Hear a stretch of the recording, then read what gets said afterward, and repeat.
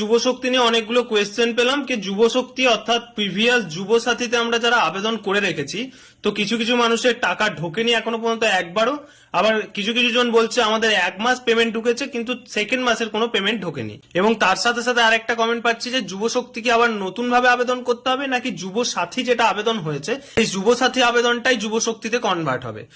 এবং তার সাথে সাথে আরো একটা কমেন্ট পাচ্ছি যে যুবশক্তিতে আবেদনের জন্য সকলকে কি ডিবিটি লিঙ্ক করতে হবে। তো আজকের ভিডিওতে তোমাদের সকলের কোয়েশ্চেনের উত্তর দিয়ে দেবো এবং তার সাথে সাথে দেখিয়ে দেবো যে যুবশক্তি আবেদনের জন্য তোমাদের ডকুমেন্টস কি কি লাগবে। তাই ভিডিওটা প্রথম থেকে ভালোভাবে দেখার চেষ্টা করবে। তো তোমরা দেখে নাও যুবশক্তিতে আবেদনের জন্য তোমাদের কোন কোন ডকুমেন্টস গুলো তোমাদের রেডি করে রাখতে হবে। এক, আধার কার্ড, রেসিডেন্সিয়াল সার্টিফিকেট অর্থাৎ বাসিন্দা সার্টিফিকেট, যেটা তোমরা পঞ্চায়েত অথবা পৌরসভা এলাকার হলে তোমরা পঞ্চায়েত অথবা পৌরসভা থেকে কালেক্ট করে নিতে পারবে, অথবা এখন অনলাইনে প্রসেস রয়েছে রেসিডেন্সিয়াল সার্টিফিকেট নেওয়ার জন্য, তো অনলাইনে তোমরাও আবেদন করে নিতে পারবে।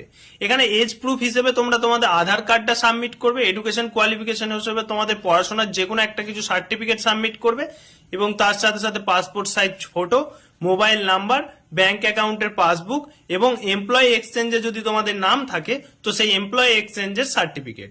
ওকে, এবার বলে রাখি প্রথম কোয়েশ্চেন যে যুবসাথী প্রকল্পের ডিবিটি লিঙ্ক কি করতে হবে, যুবশক্তিতে কি ডিবিটি লিঙ্ক করতে হবে। তো সকলকে জানিয়ে রাখি যে হ্যাঁ, প্রত্যেক মানুষকেই কিন্তু যুবশক্তির অনুদান পাওয়ার জন্য অবশ্যই ডিবিটি লিঙ্ক বাধ্যতামূলক, প্রত্যেক মানুষকেই ডিবিটি লিঙ্ক করতে হবে। নেক্সট কোয়েশ্চেন হচ্ছে যারা প্রথম থেকে আবেদন করেছে যুবসাথীতে তারা এখনো পর্যন্ত যুবসাথীর টাকা পায়নি, তারা কি করবে। তাদেরকে আবার নতুন পোর্টাল চালু করে তাদের আবার নতুন ভাবে আবেদন শুরু হবে। প্রথম মাসের কিস্তি ঢুকেছে, সেকেন্ড মাসের কিস্তি ঢোকেনি, তাদের কি হবে।